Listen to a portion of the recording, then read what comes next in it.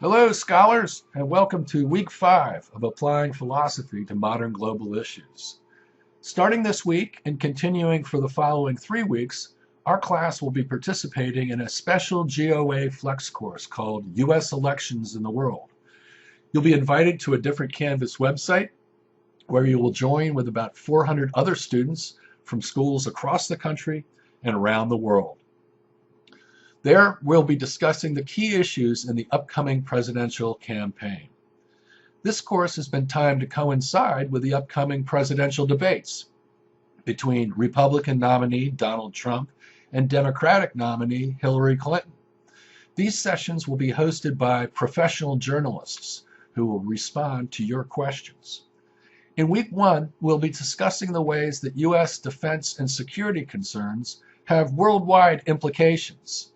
More about the Flex course on the following page in this module. In our Applying Philosophy coursework this week, our whirlwind tour of the history of ideas brings us to the conclusion of World War II. In the aftermath of that horrific conflict, in the wake of the Holocaust and the dropping of the atomic bomb, with 80 million dead worldwide, national leaders met to discuss ways they could prevent the recurrence of such destruction ever again. These talks led to the creation of several international organizations, including the United Nations. This week, we'll learn about the composition of the United Nations founding statement, the UN Universal Declaration of Human Rights. We'll consider how to define the key right articulated in that statement, the right to human dignity. How do we define that term? How do we preserve human dignity in a world filled with conflict and divided by so many different cultures and traditions? Philosophers from 2 different schools might define human dignity in very different ways. Last week, we learned about the principle of utilitarianism, which judges an act from the point of view of the community as a whole. The needs of the many outweigh those of the few. Utilitarians are consequentialists. They focus solely on the consequences of any action, not on the character or motives of the actor. We'll review the thinking of prominent utilitarian philosopher John Stuart Mill and think about how he would define the UN preamble's key term, dignity. Immanuel Kant, the great German idealist philosopher, argues that the moral nature of an act is not located in a person's character or in the consequences of an action, but solely in the action itself. Deontology is a duty-based moral system. Deon is the Greek word for duty. So for Kant, it is our duty to behave morally. How would a Kantian deontologist define the term dignity? To deepen our understandings of these 2 virtue theories, we will subject them to 2 different tests. The first comes from today's headlines. A civil war has been raging in Syria ever since the Arab Spring began in 2010. Over 400,000 people now are dead in this conflict, and another 4 million Syrians have fled the country, many seeking asylum in Europe.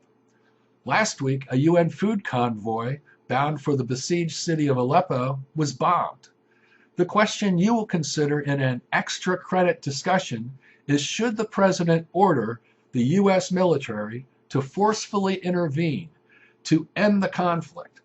Looked at from consequentialist and deontological perspectives, how would you analyze this situation?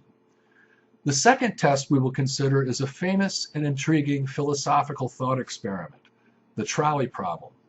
This scenario helps us to see the unconscious inclinations that shift our moral choices when we look at any human rights situation from different perspectives. Can we rely on a purely deontological or utilitarian point of view to make our moral choices? You'll be asked to participate in only one graded discussion this week. By Sunday, you need to respond to the trolley problem and consider the ways you will deal with the conflicting needs of the many and the few as we decide how to fulfill the UN Universal Declaration key right of dignity.